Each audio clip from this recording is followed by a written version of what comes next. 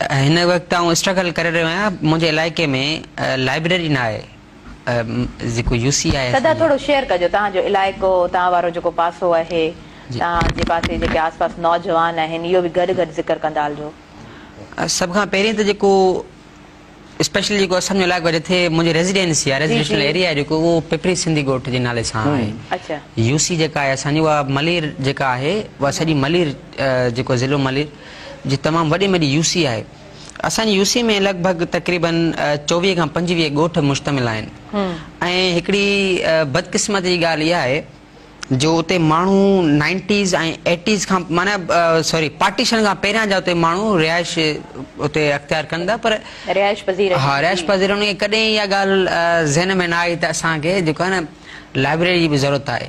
हिन वक़्तु जेका मुंहिंजी स्ट्रगल आहे उहा साईं सिधी लाइब्रेरी जी घुर्ज आहे ऐं तमामु घणी स्ट्रगल करे रहिया आहियूं। उन खां पोइ थोरो माण्हू कुझु अहिड़ा बि हूंदा आहिनि जेके रस्ते में रोकणु चाहींदा आहिनि।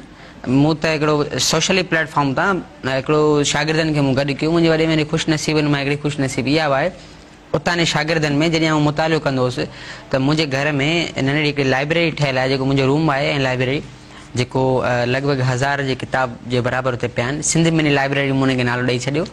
पोइ उते नौजवाननि खे आउं वठी ईंदो हुउसि। सभ खां पहिरीं ऐं स्टेटस वग़ैरह जॾहिं रखंदो हुउसि या किताबनि जेके तबसरा कंदो हुउसि त पोइ नौजवान चवंदा हुआ त हिक ॿिए में पाण ॻाल्हाईंदा हुआ त यार हेॾी सॼो लिखे थो, चरियो आहे, हिनखे टाइम कोन्हे, माना वांदो आहे ही।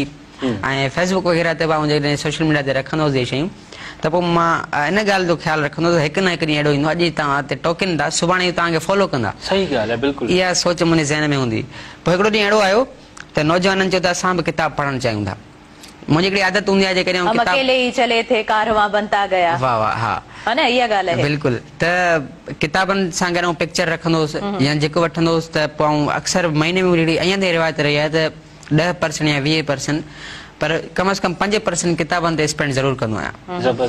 छो जो वरी हुनखे सोशल मीडिया ते बि रखंदो आहियां त जीअं ही जदीद, जीअं असांजी भेण ॻाल्हि कई ईअं त माना मॉडर्न दौर आहे त हू जदीद तबलीग आहे। असांजी सोशल मीडिया से जदीद तबलीग आहे। सही ॻाल्हि आहे, त उन जदीद तबलीग पाण कंदा हूंदा, अदा असां बि किताब पढ़ूं था, ही किताब पढ़ूं था, हिन किताब बारे में राय आहिनि तव्हां। पोइ शागिर्दनि किताब पढ़णु शुरू कया। उन्हनि खे मूं किताब ॾिना, तव्हांजे लाइ ही जेके बुनियादी किताबनि ऐं तव्हांजी रीडिंग केतिरी जेका स्ट्रॉन्ग आहे न आहे, तव्हांजी वोकेबुलरी सम्झण जी स्ट्रेंथ केतिरी आहे, पोइ असां हुनखे किताब प्रोवाइड कयासीं।